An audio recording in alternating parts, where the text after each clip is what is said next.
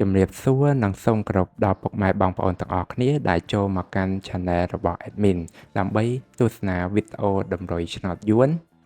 សម្រាប់ថ្ងៃទី9 ខែ 4 ឆ្នាំ 2025 សម្រាប់វេលាម៉ោង 4 កន្លះនិងម៉ោង 6 កន្លះដូច្នេះកុំបង្អង់យូរសូមពុកម៉ែបងប្អូនកលេចមកមើលតម្រុយ2លេខតម្រុយ2លេខ Admin គឺមានលេខ10លេខ12 92 96សម្រាប់ប៉ោះ ABCD តមកគឺខ្ទង់ O ខ្ទង់ O ឲ្យមានគឺ O នៅខ្ទង់10និងខ្ទង់9សម្រាប់ប៉ោះ ABCD ដូចគ្នាបន្តមកគឺលេខពិសេសឲ្យមានគឺមានលេខ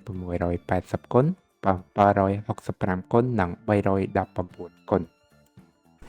ដែលលេខទាំងអស់នេះសុទ្ធសឹងតែជាលេខដែលមានសង្ឃឹមថានឹងចេញខ្ពស់សម្រាប់ថ្ងៃនេះអរគុណពុកម៉ែបងប្អូនទាំងអស់គ្នាដែលបានទស្សនាវីដេអូនេះពីដើមរហូតដល់ចប់ក៏ជូនពរពុកម៉ែបងប្អូនទាំងអស់គ្នាធ្វើការសងសំណាននៅថ្ងៃថ្មី